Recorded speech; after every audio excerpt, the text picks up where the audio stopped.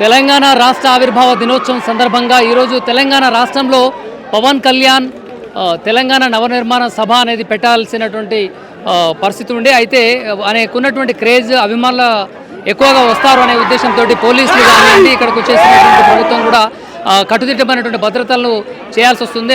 ఇక్కడ చాలా పార్కింగ్ కానివ్వండి అభిమానులు వచ్చే క్రౌడ్ ఎక్కువగా ఉంటుంది కాబట్టి అక్కడ కొన్ని పరిస్థితులు అవాంఛనీయ పరిస్థితులు ఎదుర్కోవాల్సి వస్తుంది అనే ఉద్దేశంతో ప్రభుత్వం అయితే వారికి అనుమతిని ఇవ్వలేదు. ఇదే క్రమంలో చాలామంది ఈ యొక్క సభకు ఆయన పెట్టేటువంటి మీటింగ్ ఏదైతే ఉందో ప్రెస్ మీట్కైనా అనుమతి ఇవ్వాలని ప్రభుత్వాన్ని కోరారు. ఇదే క్రమంలో చాలామంది వచ్చేస్తున్నారు కాబట్టి ఇక్కడికి అభిమానులు కూడా తండోపతండాలుగా వచ్చినటువంటి పరిస్థితి చూస్తున్నాం. ఇక్కడ వచ్చినటువంటి వారందరూ కూడా అభిమానంతో కేరింతలు కొడుతున్నటువంటి పరిస్థితి చూస్తున్నాం. చాలామంది విజువల్స్ ఇక్కడ చూడొచ్చు, ఎంతోమంది సుదూర ప్రాంతాల నుంచి కూడా వచ్చిర్రు.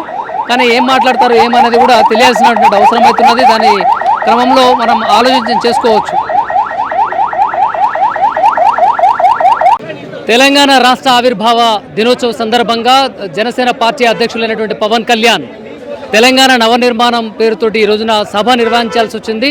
అనివార్య కారణాల వల్ల పోలీసులు రాష్ట్ర సర్కార్ అయినటువంటి కాంగ్రెస్ ప్రభుత్వం అనుమతినియలేదు. ఈ రోజున లేటుగా 4:30 నుంచి 5:30 సమయంలో అనుమతినిచ్చినట్లయితే తెలుస్తుంది. ఇదే క్రమంలో మనతో మాట్లాడడానికి జనసేన పార్టీ నాయకులు పవన్ కళ్యాణ్ అభిమానులు అయితే ఉన్నారు. వారిని అడిగి తెలుసుకునే ప్రయత్నం చేద్దాం. ఏంటి రానున్న రోజుల్లో జనసేన పార్టీ ఏ విధంగా ముందుకెళ్తుంది అనేది. మేడం నమస్తే. ఏంటి ఈ రోజున పవన్ కళ్యాణ్ చేసినటువంటి ప్రెస్ మీట్లో ప్రధానంగా చర్చించుకున్న అంశాలు ఏంటి, ఏం చెప్పాలనుకుంటున్నారు రాష్ట్ర ప్రజలకి, తెలంగాణ రాష్ట్ర ప్రజలకి? ప్రెస్ మీట్ క్యాన్సిల్ అయినందుకు గాను ఈరోజు పవన్ కళ్యాణ్ మాట్లాడింది ఏంటంటే తెలంగాణలో మేము గట్టిగా నెక్స్ట్ వచ్చే ఎలక్షన్స్లో గట్టిగా తిరుగుతాము, నెక్స్ట్ వచ్చే దాంట్లో మీరు ఆ డిఫరెన్స్ చూస్తారు అన్నది మాత్రం పవన్ కళ్యాణ్ ఖచ్చితంగా చెప్పారు. జస్ట్ ఒక ప్రెస్ మీట్ నిన్నటి వరకు ఉంది అని చెప్పి నైట్ క్యాన్సిల్ చేశారు. అది పొలిటికల్ ఎజెండా ఈజీగా కనిపిస్తుంది మనకి. ట్రాఫిక్ జామ్ ఇవన్నీ రీజన్స్ కాదు, పొలిటికల్గా కావాలని పవన్ కళ్యాణ్ ప్రెస్ మీట్ పెట్టొద్దు అని వాళ్ళు డిసైడ్ అయ్యి చేసిన దానికి ఖచ్చితంగా వాళ్ళు దీనికి చూస్తారు, ఫ్యూచర్లో దీని ఎఫెక్ట్ చూస్తారు. ఆంధ్రాలో కూడా ఇలానే జరిగింది. పవన్ కళ్యాణ్ని అడ్డుకున్నారు, అక్కడ అతను ఏంటో గెలిచి చూపించాడు.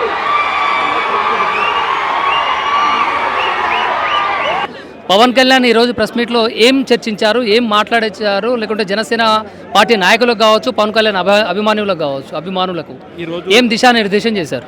ఈరోజు తెలంగాణ ఆవిర్భావ దినోత్సవ సందర్భంగా పవన్ కళ్యాణ్ గారు ఏదైతే తెలంగాణ జనసేన పార్టీ శ్రేణులకు కూడా బలమైన ఆ నాయకత్వంతో పోరాటం పటిమను చేపించడానికి ఈరోజు ఏదైతే సభను పెట్టారో అది కొన్ని కారణాల వల్ల అంటే అధికారికంగా చేయలేకపోయారు. దాన్ని ఉద్దేశించి ఈరోజు తన నివాసంలో కూడా ప్రెస్ మీట్ పెట్టి రేపు రానున్న కాలంలో భవిష్యత్తులో తెలంగాణలో జనసేన పార్టీ ఏ విధంగా ముందుకెళ్లాలో దిశానిర్దేశం చేయడం జరిగింది. అంతేకాకుండా తెలంగాణ రాష్ట్ర నాయకులు గత కొద్ది రోజులుగా జరుగుతున్నట్టు పరిణామాలను కూడా దృష్టిలో ఉంచుకొని కూడా ఈరోజు ఆయన మాట్లాడడం జరిగింది. ఎవరైతే తెలంగాణలో తనను అడుగుపెట్టని అని చెప్పి కారు కూతలు కూసేటువంటి కొంతమంది నాయకులకు కూడా ఈరోజు ఆయన చెంపబెట్టుగా మాట్లాడడం జరిగింది. ఏదైతే తెలంగాణకి ఆయన ఎప్పటి నుంచి కూడా చూస్తున్నాం మనం. ఈరోజు రాజకీయ పార్టీ పెట్టిన సందర్భమే కాకుండా గతంలో సినిమా ఇండస్ట్రీలో ఉంటూ కూడా ఆదిలాబాద్ తండా నుంచి అలాగే కొన్ని మారుమూల గిరిజన ప్రాంతాల్లో కూడా తన ఆర్థికంగా సినిమాలో నటిస్తూ వచ్చినటువంటి ఆ డబ్బులతో కూడా ఎన్నో సేవా కార్యక్రమాలు చేసి ఆయన తెలంగాణ పట్ల ఉన్న ప్రేమను కూడా చూపించడం జరిగింది. అవేమీ కూడా వాళ్ళు గుర్తించుకుంటే ఈరోజు ఏదో వాళ్ళ పబ్బం గడుపుకోవడానికి కూడా తెలంగాణ ఒక ప్రాంతీయవాదాన్ని తీసుకొచ్చి దాన్ని పవన్ కళ్యాణ్ గారిపై నెట్టడం కూడా అది సమంజసం కాదు. ఎందుకంటే అది ఆయన ఎప్పుడు కూడా ఒకటే చెప్తూ ఉంటారు, తెలంగాణ అనేది మనకు ప్రాంతీయతంగా విడిపోయినా కానీ అన్నదమ్ములుగా కలిసి ఉంటాం, ఆ ప్రాంతంతో నాకు ఎంతో విడదైన బంధం ఉంది ఆయన ఎప్పటి నుంచి కూడా చెప్తుంటారు. అమరవీరుల త్యాగఫలం వల్ల తెలంగాణ ఏర్పడింది. ఆ రోజు కొన్ని వందల మంది అమరవీరులు ప్రాణత్యాగం చేసుకున్నప్పుడు నాకు ఆ బాధతో ఒక 11 రోజుల వరకు కూడా మనం అంటే తిండి మనం ఒకటి గుర్తుంచుకోవాలి. మన ఇంట్లో ఏదైనా పెద్ద కుటుంబంలో ఒక తండ్రో లేకపోతే ఒక అమ్మమ్మో లేకపోతే ఇంకా పెద్ద వృద్ధాప్యంలో ఉన్న వాళ్ళు చనిపోతే మనమే ఇంట్లో కూడా పొయ్యి వెలిగించుకోలేని పరిస్థితి.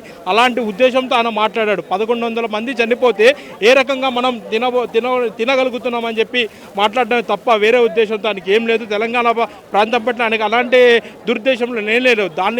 దాన్ని ఏదో వాళ్ళు ఏదో చేసుకోవాలి, వారి పట్ల ఏదో చేయాలని చెప్పి ఈరోజు వాళ్ళని విమర్శించడం మీరు ఒకసారిగా చూసుకొని మాట్లాడితే మంచిదని చెప్తున్నారు. రానున్న కాలంలో మాత్రం ఇలాంటి వ్యాఖ్యలను సహించబోము, తీవ్రంగా పరిగణిస్తాం, ఎంతటి దూరానికి వెళ్తాం. తెలంగాణ ఒక విషయం చెప్పండి, పవన్ కళ్యాణ్ తెలంగాణ పట్ల కావచ్చు, తెలంగాణ అమరవీరుల పట్ల ఎప్పుడైనా కూడా ఆత్మాభిమానంతో ఉన్నారు.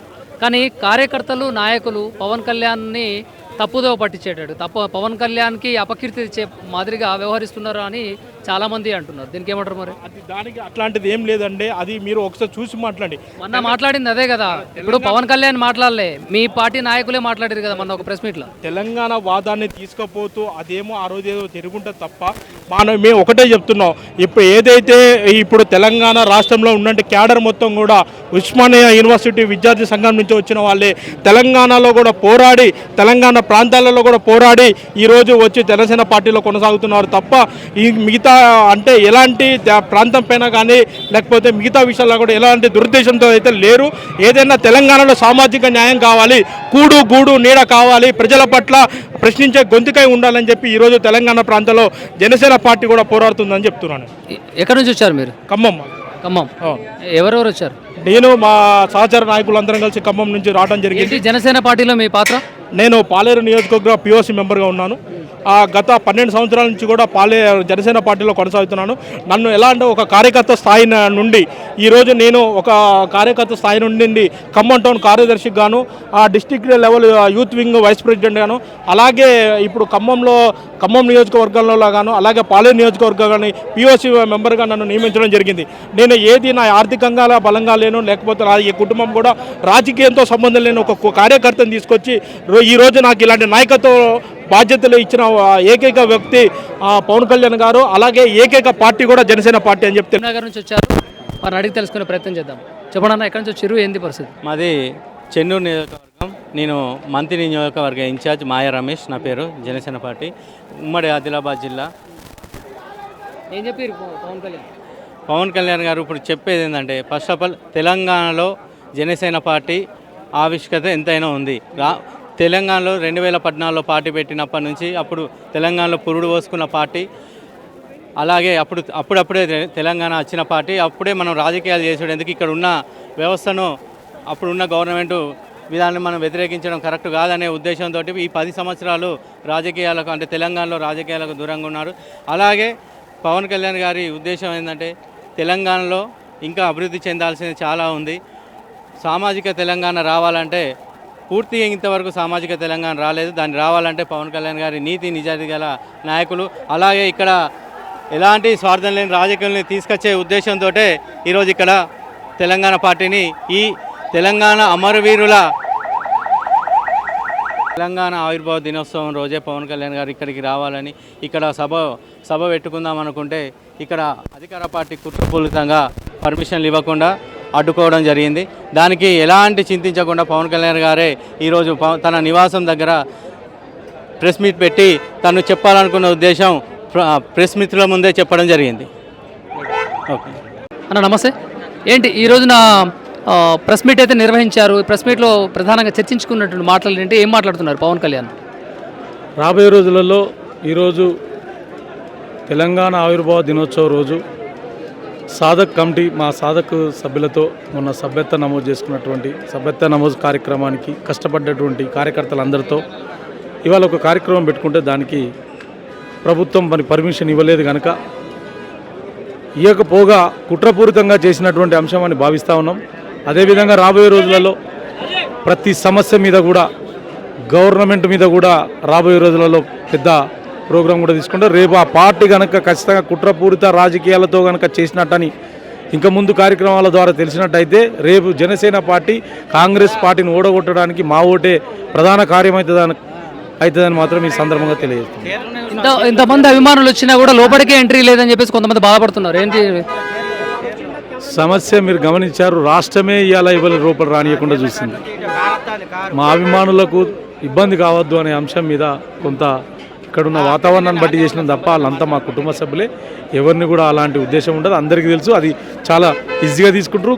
కొంత వాళ్ళు ఇబ్బంది పడ్డ వాస్తవమే. అది పెద్దల పవన్ కళ్యాణ్ గారే అనుచిత వ్యాఖ్యలు ఏమైనా చేస్తుంటే కనుక నేను స్వయంగా సారీ చెప్తున్నా అని చెప్పి వారే మీడియా ముఖంగా కూడా చెప్పారు. ఇప్పుడు పవన్ కళ్యాణ్ ఏమో ట్విట్టర్ వేదికగా తెలంగాణ పట్ల వారికి ఉన్న అభినత భావాలని వ్యక్తీకరిస్తున్నారు. కానీ కొంతమంది జనసేన పార్టీలో ఉన్నటువంటి కార్యకర్తలు కావచ్చు, నాయకులు వాళ్ళ నోటి దురుసు వల్ల పవన్ కళ్యాణ్కి చెడ్డ పేరు వస్తుందని కొంతమంది అంటున్నారు. దీనికి ఏమంటారు మీరు? దానికి సవరించేటువంటి కార్యక్రమం రాబోయే రోజుల్లో ఉంటుంది. ఎందుకంటే ఆవేశపూరితమైన వచ్చినప్పుడు సందర్భంలో కొంత జరుగుతూ ఉంటాయి. బట్ రాబోయే రోజులలో మాత్రం అలాంటివి జరగకుండా చూసుకునే విధంగా కూడా పెద్దలు అందరి ముందు కూడా చాలా స్పష్టంగా చెప్పిండ్రు. రాబోయే రోజులలో ఉంటుంది, అది ఆ స్పష్టత ఉంటుంది. అలాంటిది పునరావృతం కాకుండా మాత్రం పార్టీ చూస్తుంది. మీరు జనసేన పార్టీలో నాయకులుగా చెల్లమని అవుతున్నారు, నాయకులుగా తిరుగుతున్నారు. అంటే పార్టీ బలోపేతం కోసం కావచ్చు, పవన్ కళ్యాణ్ మీద అభిమానం కొద్ది కావచ్చు.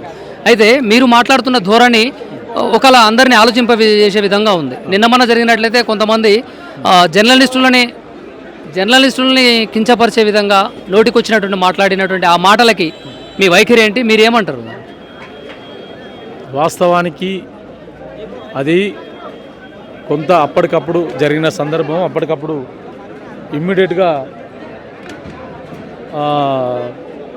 దానికి మీరు ఏమంటారు? ఆవేశపూరితమైనటువంటి నిర్ణయాలతో అంటే వాళ్ళు చేసినటువంటి దానికి మేము తప్పని పరిస్థితిలో మాకు మా కార్యకర్తను కావచ్చు, మాకుండే తెలంగాణలో ఉండే మా ఫ్యాన్ ఫాలోయింగ్ కావచ్చు, కొంత తట్టుకోవాలంటే అలాంటి కౌంటర్ స్టేట్మెంట్ అవసరమని అనిపించి మా వాళ్ళు కొంత చేసినట్టున్నారు. సో అలాంటిది పునరావృతం రాకుండా చూసుకునేటువంటి ఆలోచన చేస్తాను. దాన్ని మీరు సమర్థిస్తున్నారా, దాన్ని తప్పని అంటుర్రా, ఖండిస్తురా? సమర్థన అనడానికి లేదు, తిప్పికొట్టే అటువంటి ఆలోచన ఇంకెవరు చేసినా కూడా చేస్తామనే దాన్ని చూపించడానికి ప్రయత్నం చేసినాం. మళ్ళీ అలాంటిది ఎవరైనా చేస్తే అట్లా చేస్తాం, అంతే తప్ప కంటిన్యూషన్గా ఎజెండా పెట్టుకుని మాత్రం అలా చేయం. ఆ రోజు మాట్లాడిన దానికి మీరు ఖండిస్తురా, దాన్ని సమర్థిస్తురా అంటున్నా? బిఫోర్ జరిగిన ఆ భాషే తప్ప దానికి సపరేట్ ఖండన ఏం లేదు. జరిగింది అంతే. అది అలాంటివి జరిగితే ఖచ్చితంగా ఇంకా కూడా జరుగుతాయి. ఇంతే నోటి దురుస్తోటి పోతుంటారా? మేము కాదు, పార్టీ పోదు. పార్టీ అధ్యక్షులేమో సామరస్యంగా సానుకూలంగా స్పందిస్తున్నారు, కార్యకర్తలేమో నోటికి వచ్చినట్టు మాట్లాడుతున్నారు అంటున్నా. నేను అడిగేది అలాంటిది ఎవరు మాట్లాడరు. మీరు కూడా మంచిగానే మాట్లాడుతున్నారు అంటున్నా. అంతే. ఆ రోజు తిట్టినటువంటి వాళ్ళని మీరు ఖండిస్తురా లేకుంటే ప్రోత్సహిస్తురా అంటున్నా? పార్టీ నుంచి అంటున్నాం, వాళ్ళని అంటున్నారు. వ్యక్తిగతంగా మిమ్మల్ని అంటున్నారు? లేదు, మేము